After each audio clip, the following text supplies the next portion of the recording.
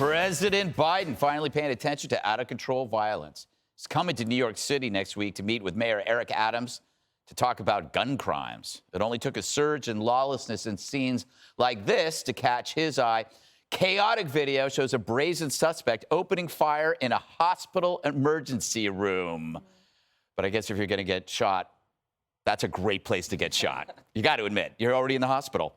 The ER was thrown into lockdown and leaving the victim injured. Cops nabbing the shooter later on that night.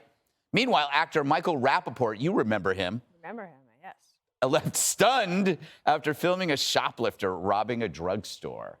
Stunned! Yo, this dude is, I can't believe I'm seeing this guy just filled his 2 bags up with everything in Rite Aid right here on 80th and 1st Avenue. He's walking down the street like is Gucci. I think we found the first or the only person left in New York who didn't know about this happening.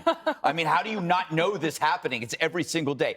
So, Judge, what drives me nuts about this stuff, it's always about combating gun crime, but never the gun man. It's like they have a biological resistance to criminalizing the criminal, and instead they put all this emphasis on this inanimate object, which never solves the problem.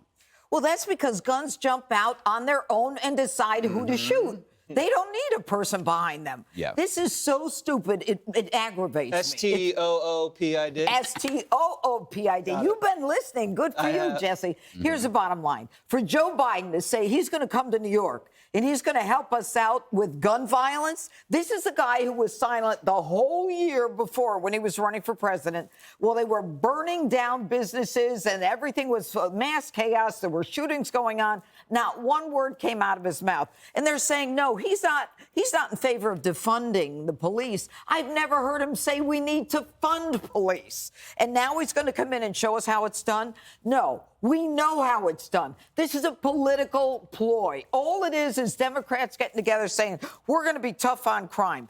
New York State, by the way, has the gun possession is lower than in many states that have literally 0 drive-by shootings. So they want to change the laws. The only laws you need to change are bail reform, giving judges the ability to have discretion to keep someone in jail. Right. And you need to make sure that you follow through and clear these gun cases. Exactly. Enforcement. Enforce the rules.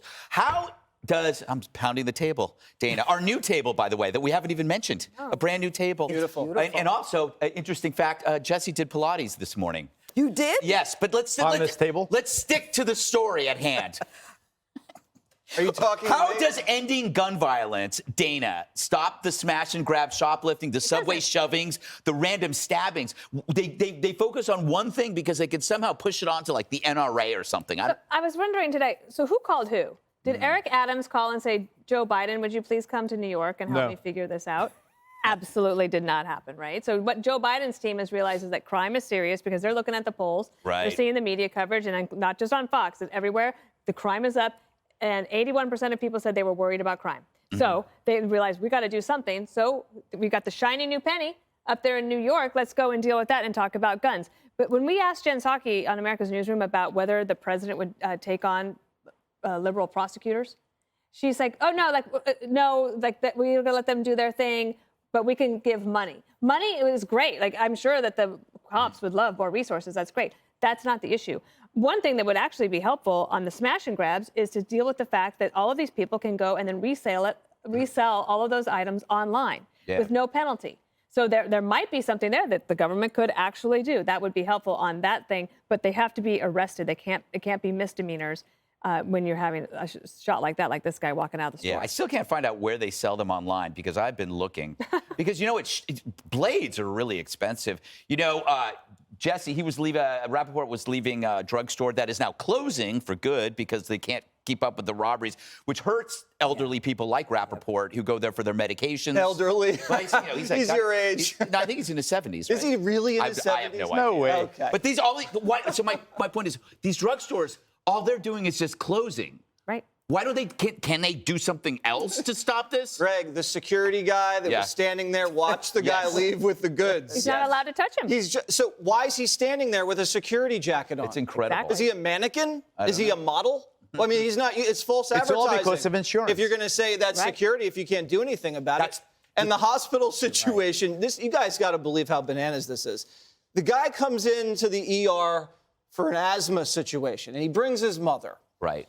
And he sees a guy across the ER, and the guy gave him a dirty look. So he unloads like 6 rounds into this guy and then runs out of the ER and leaves his mother there, gets back to the apartment in the Bronx, and then the sister calls the 911 and says, my brother's hearing voices and he's got a gun. And they catch him because he signed his name when he went into the ER. Signed in. And it turns out the guy's been arrested, Greg, 15 times for gun possession, narcotics, burglary, assault, you name it. And the guy that was shot for giving him a dirty look was shot last year as well for giving someone else a dirty look. I swear to God. He must have quite a look. I swear to God, he's got a nasty look on his face. Keep that face down. Only in New York, right? And meanwhile, Geraldo, we keep being told that Mayor Adams is going to be different, but his proposals still sound a lot like de Blasio. No, he's bringing back plain clothes. He's really, I think, re-energizing and enabling cops again. I think what disturbs you so much here, and I am similarly really outraged by it, a hospital is a place of curing. Yeah. It's where you go when you're hurt. You go to the hospital. The hospital is, wherever the chaos is in the world, when you go to the hospital, you go in there to get better.